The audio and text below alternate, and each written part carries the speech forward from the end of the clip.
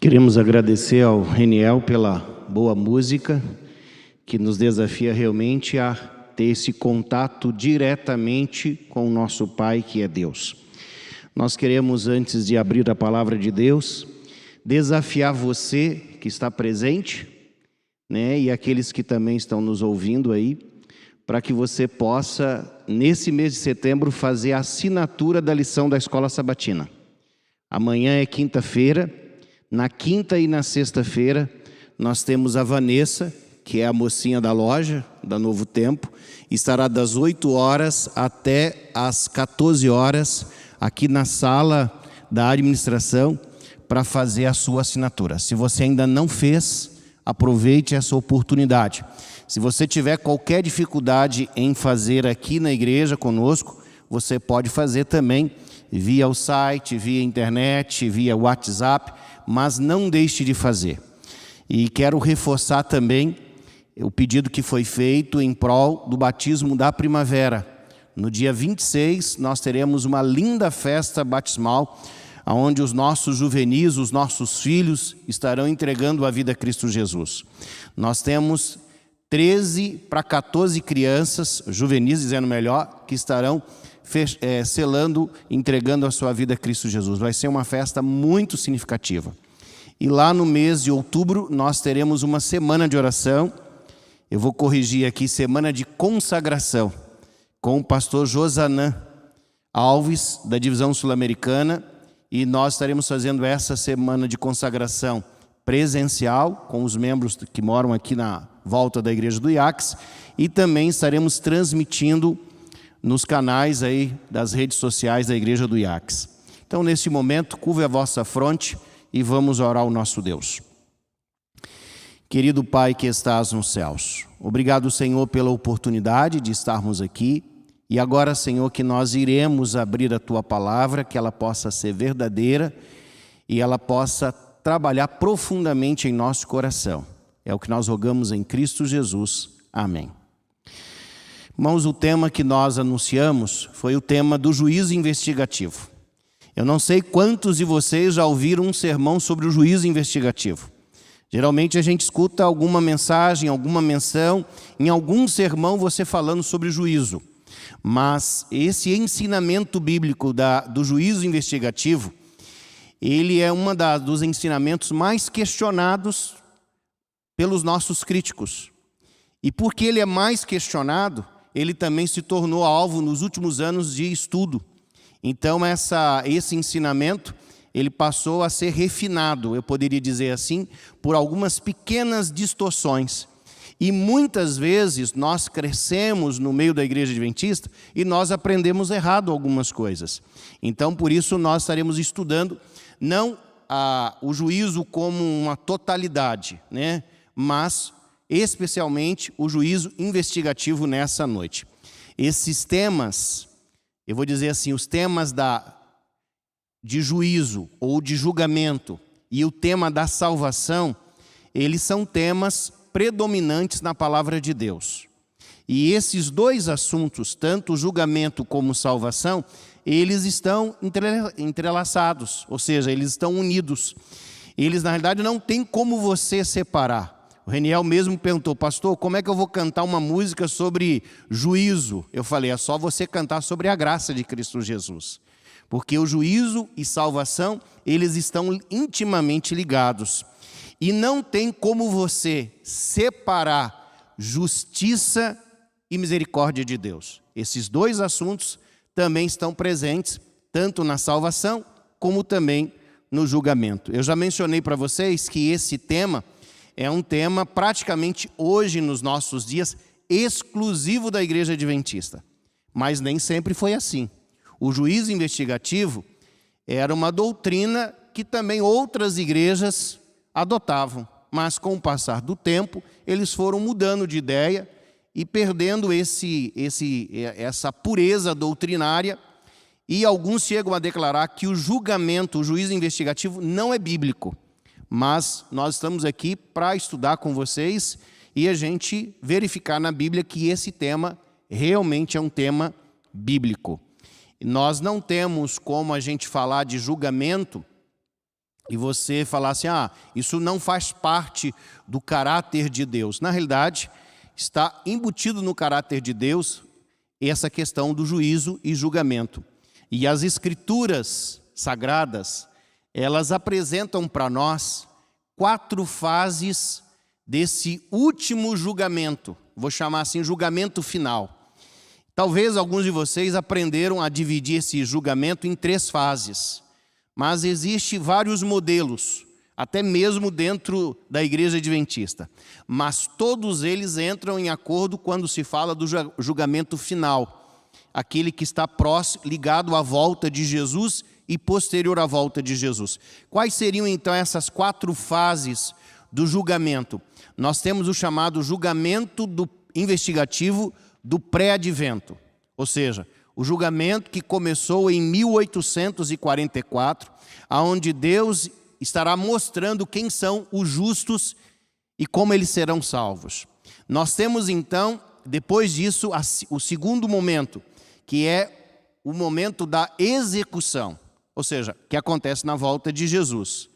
No momento em que Jesus aparece nas nuvens do céu, ali nós teremos aqueles que estarão ressuscitando e nós teremos aqueles que serão transformados. Então, o juízo investigativo acontece antes e depois, então, vem a primeira parte da execução do juízo. E depois nós temos a terceira fase do juízo. É aquela fase que nós aprendemos que vai acontecer lá no céu, durante o milênio, quando os justos terão oportunidade de ter acesso aos registros e estarão descobrindo por que um foi salvo, por que o outro não foi salvo. Nós teremos oportunidade de também analisar ali a questão da escolha, ou das escolhas que foram feitas pelos anjos, diante ali da queda de alguns anjos, a rebelião também de Satanás. Então, nós partimos para a última fase do juízo. Depois que os justos, durante o milênio, eles tiram todas as suas dúvidas, compreendem o julgamento de Deus, agora vem a última fase do julgamento, que é a execução, ou seja, por que os ímpios serão destruídos, ou seja, o momento em que Satanás e os ímpios serão executados. Nós queremos nesse momento dizer também para os nossos irmãos que esse assunto do juízo investigativo e do santuário é considerado pela escritora adventista Ellen White como um pilar teológico da Igreja Adventista. Então, ou seja, o fato de você não entender isso, na verdade você está perdendo toda a estrutura e compreensão doutrinária. Para você entender a doutrina adventista e a compreensão da Igreja Adventista, você precisa entender o santuário e você precisa entender o juízo investigativo. E ela coloca mais, ela diz assim que essa é a nossa doutrina fundamental. Por isso nós estamos aqui para estudar um pouquinho mais esse assunto. E eu, logo no início, quero colocar para vocês assim, será que o juízo investigativo está na Bíblia? E eu quero dizer para vocês que a ideia e o pensamento está na Bíblia e aparece não só lá no Apocalipse, como também em toda a palavra de Deus. No livro de Gênesis, aqueles que estiveram sábado aqui na igreja, vocês lembram que eu fiz ali uma mensagem falando das vestes que Adão e Eva confeccionaram. E vocês lembram que dentro desse contexto, Deus fez algumas perguntas para Adão e Eva. Ele perguntou assim, aonde estás? Quem te mostrou que estava nu? Por que você comeu, ou na realidade, desculpe, por que você comeu da árvore do conhecimento do bem e do mal? Quem é que te fez isso, né? Ou seja, essas perguntas que foram feitas por Deus, nada mais e nada menos do que é um interrogativo. Ou seja, Deus está investigando a vida de Adão e Eva. E depois dessa investigação, o que acontece? Aí você tem o veredito. Então veja, a questão do juízo investigativo começa lá em Gênesis. No capítulo 4, nós temos a história de Caim e Abel. E lembram também aí que nós temos assim, Deus olhando para Caim e perguntando: aonde está o teu irmão Abel? Juízo investigativo. E logo depois vem a sentença. Aqueles que estiveram aqui ou ouviram aquela vigília, o pastor Vinícius, que é o redator da Casa Publicadora, ele fez uma mensagem sobre José. Em algum momento da mensagem dele, na parte final da mensagem, ele começa a narrar a história dos irmãos que foram até o Egito. E ele usou várias vezes a comparação, dizendo: olha, aqui José está fazendo um juízo investigativo. Ou seja, aquilo que acontece hoje no céu está registrado na palavra de Deus em vários momentos. Nós temos, por exemplo, a história também de Sodoma e Gomorra, que no momento em que é anunciado da parte de Deus que Deus vai destruir Sodoma e Gomorra, existem algumas expressões que aparecem no texto que diz assim, que Deus desce, que Deus viu a maldade que estava acontecendo ali. Juízo investigativo. E logo depois vem a sentença. No santuário terrestre, aparece a relação de juízo investigativo mais de 28 vezes na Bíblia. E está sempre vinculado ao povo de Deus. Ou seja, o juízo não acontece para aqueles que desconhecem a Cristo Jesus ou a Deus. O juízo, na realidade, acontece na casa de Deus. Porque aquele que nunca aceitou Jesus Cristo, ele já está condenado. Então, quem é que sofre juízo? Nós. Nós que aceitamos e colocamos o nosso nome no livro da vida. O juízo acontece na nossa vida, essa investigação acontece para aqueles que um dia aceitaram a Cristo Jesus. E lá no santuário terrestre, no tabernáculo, o juízo acontecia no dia da expiação.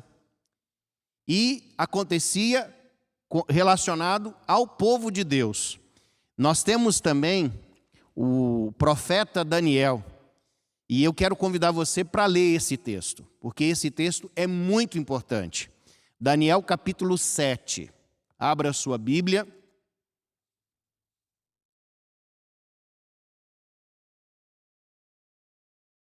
Capítulo 7 e o versículo 9.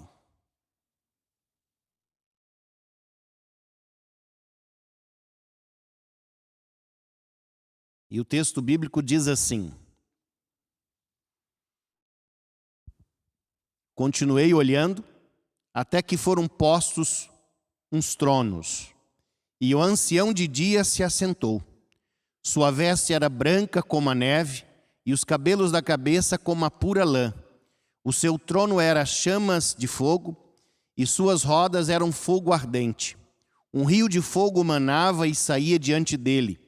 Milhares de milhares o serviam, e miríades de miríades estavam diante dele. Assentou-se o tribunal, e se abriram os livros. Vejam aqui que nós temos Daniel fazendo uma descrição de uma cena que é comum para nós, que é a cena de um tribunal, onde o ancião de dias, que é Deus, Pai, ele senta no trono diante de milhares de anjos. E o que esses anjos estão fazendo ali? O juízo investigativo, queridos, não é porque Deus não sabe o que vai acontecer ou quem vai estar salvo, quem vai estar perdido. Deus sabe disso. Deus não precisa dos registros e nem do juízo. O juízo investigativo acontece por causa dos anjos.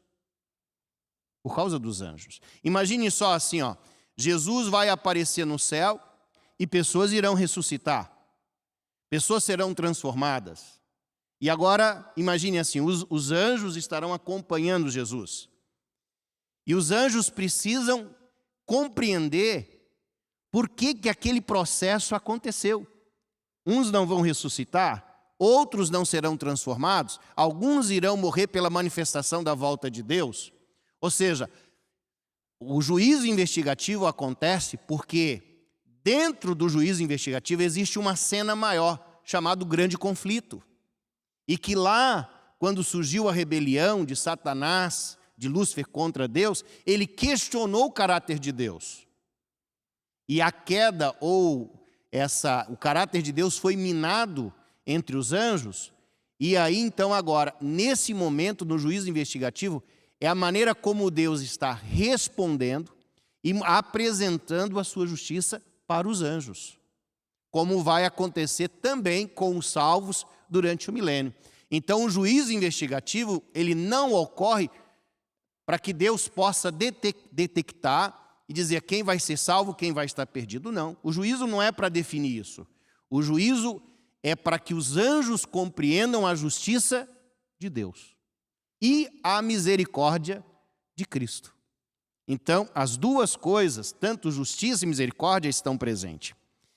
No livro de Ezequiel, eu só vou mencionar para vocês porque não tem como a gente ler, mas do capítulo 1 de Ezequiel até o capítulo 11 de Ezequiel, Ezequiel era um sacerdote, vamos dizer assim, de uma linhagem de sacerdote. Então ele escreve numa linguagem bem difícil, mas com muita profundidade. E dos capítulos 1 até o capítulo 11, você vê cenas e descrições do juízo relacionado ao povo de Deus, mas com aplicações daquilo que está acontecendo hoje no céu, do juízo investigativo. Então veja, o juízo investigativo, ele está em toda a palavra de Deus. No livro de Salmos, também tem vários salmos que falam a respeito do juízo investigativo. E se não me falha a memória, um deles é o Salmo 150. Então, no livro de Apocalipse, agora lá no Novo Testamento, esse eu quero que você me acompanhe na leitura. Apocalipse capítulo 14 e o versículo 6 a 7. Esse texto é bem conhecido para nós. É a primeira mensagem, né? Uma das mensagens angélicas. E o texto diz assim: vi outro anjo voando pelo meio do céu, tendo um evangelho eterno para pregar aos que se assentam sobre a terra, e a cada nação, tribo e língua e povo. Não feche a sua Bíblia.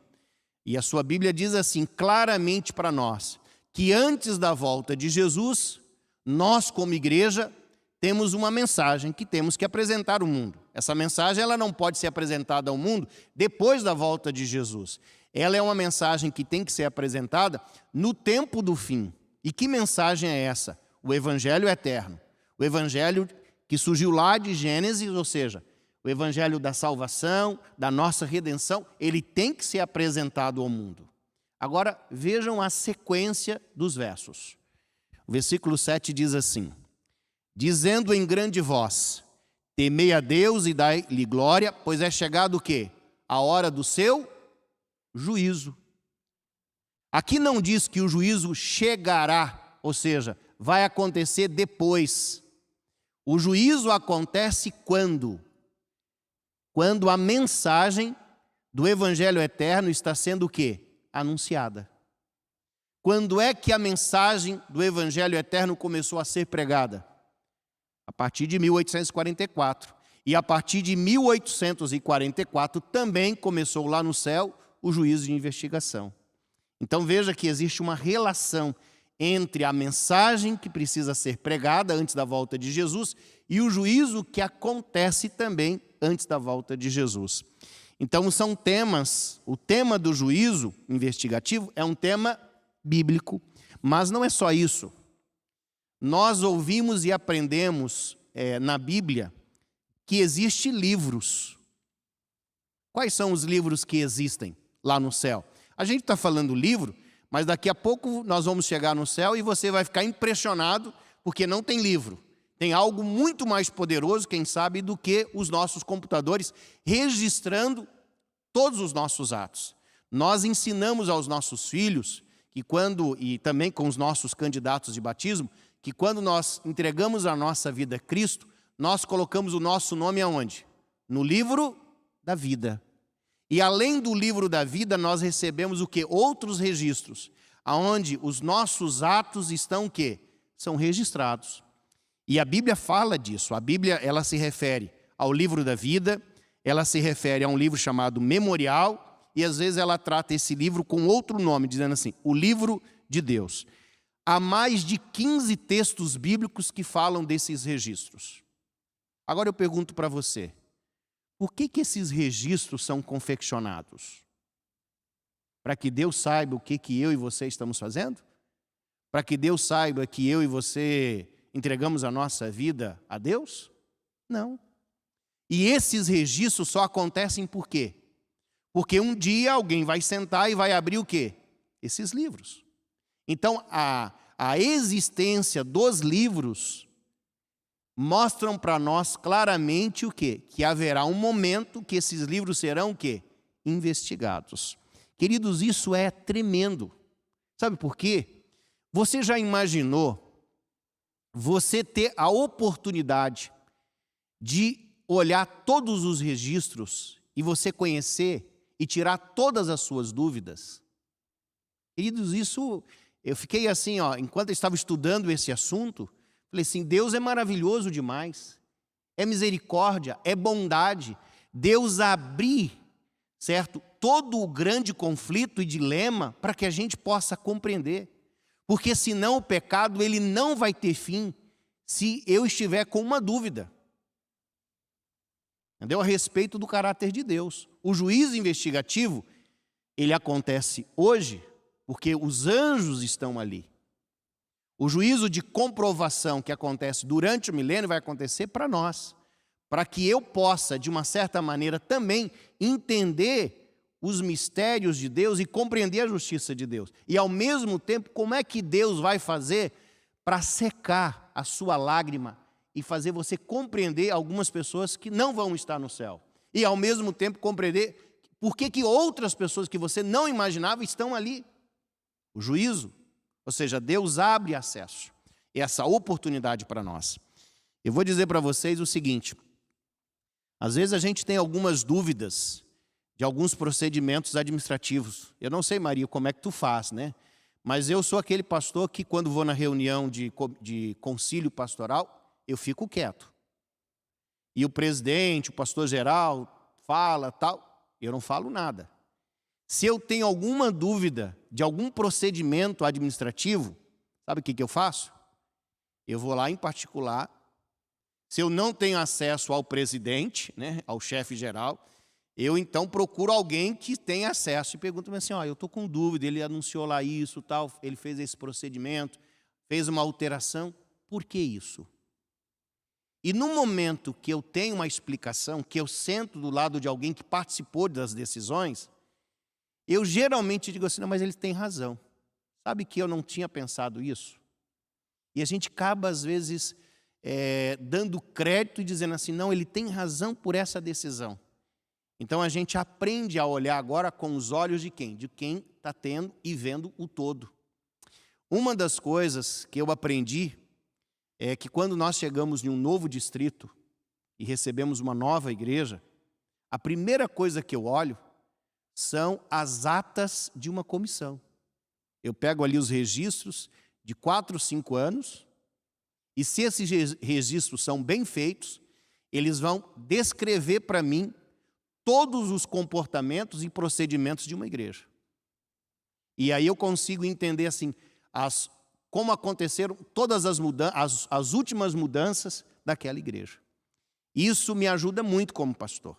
E o fato de a gente ter acesso aos registros vai nos ajudar muito a compreender a justiça de Deus. Porque nós não temos resposta para todas as coisas. Deus vai nos dar o milênio, a eternidade, para a gente entender muita coisa. Mas para a gente entender a justiça de Deus, Deus nos oferece essa oportunidade. Por isso, o julgamento investigativo, ele não decide quem vai ser salvo, quem se perderá.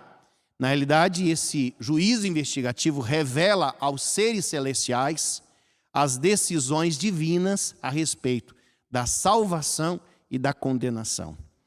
E eu quero dizer para vocês que nós temos um grande problema com relação ao juízo investigativo. Eu não sei se você cresceu assim, mas eu tenho amigos que compartilham isso, dizendo assim, será que o meu nome ele está sendo, nesse momento, sendo mencionado lá no céu. E se é mencionado, o que vai acontecer comigo? Eu estou perdido.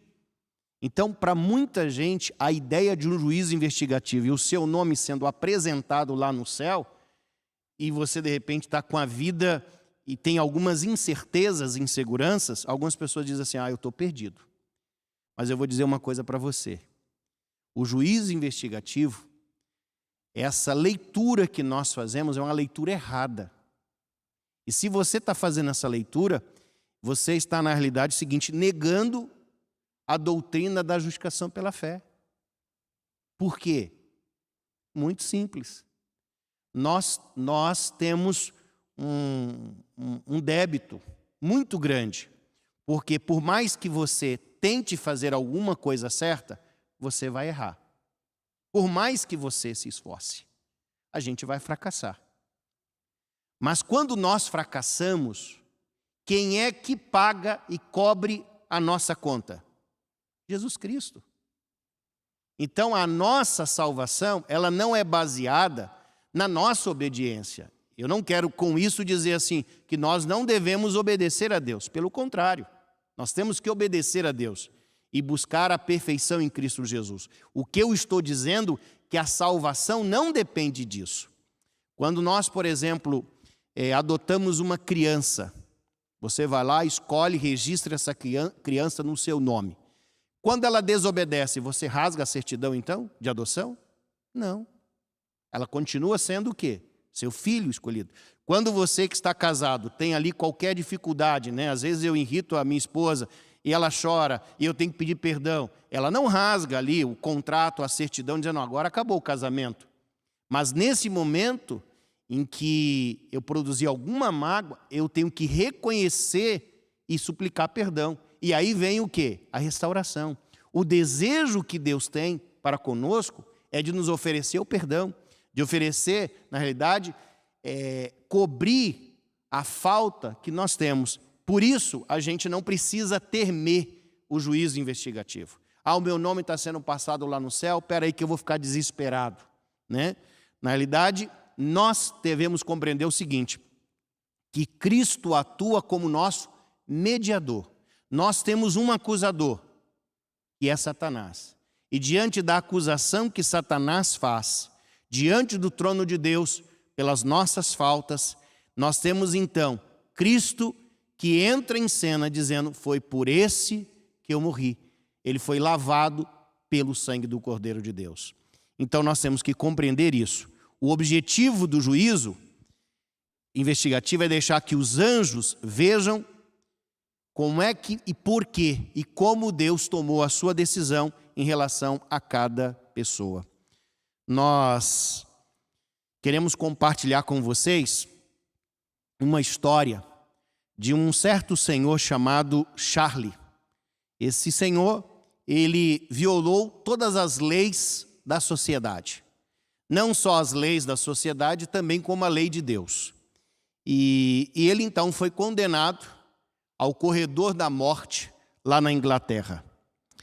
E no dia que ele estava caminhando em direção à sua sentença, à morte, estava na frente dele um capelão. E o capelão estava lendo. Enquanto ele estava caminhando pelo corredor, e o capelão estava lendo aquilo mecanicamente. Ele então, Charlie, tocou no ombro do capelão e perguntou assim, o que você está lendo? E aí ele respondeu, eu estou lendo o conforto da religião. Essa foi a resposta do sacerdote. E Charlie então ficou assim, aquele criminoso ficou chocado.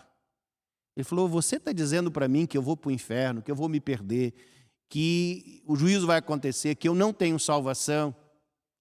E a maneira como você está lendo isso é dessa maneira mecânica? Você acredita naquilo que você está lendo?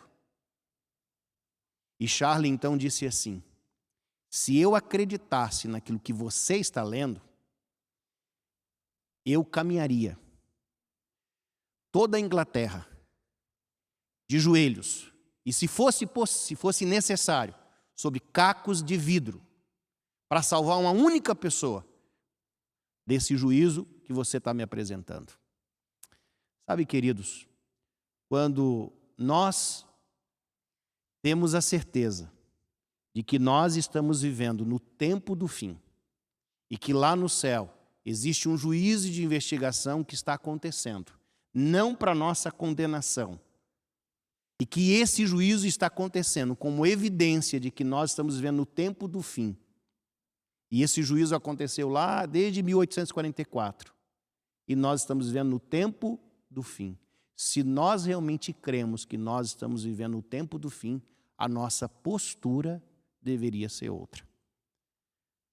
As nossas prioridades deveriam ser outras. A necessidade que nós temos de anunciar a mensagem e de buscar a santificação é outra.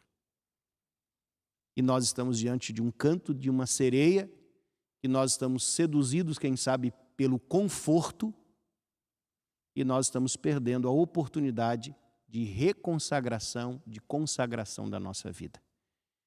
Se nós cremos nessa doutrina, se nós acreditamos que isso está acontecendo no céu, nós somos convidados a viver uma vida diferente. Esse é o convite que Deus faz para nós, para que nós possamos crer nessa mensagem e saber que muito em breve Jesus vai voltar. Que Deus nos abençoe. Amém.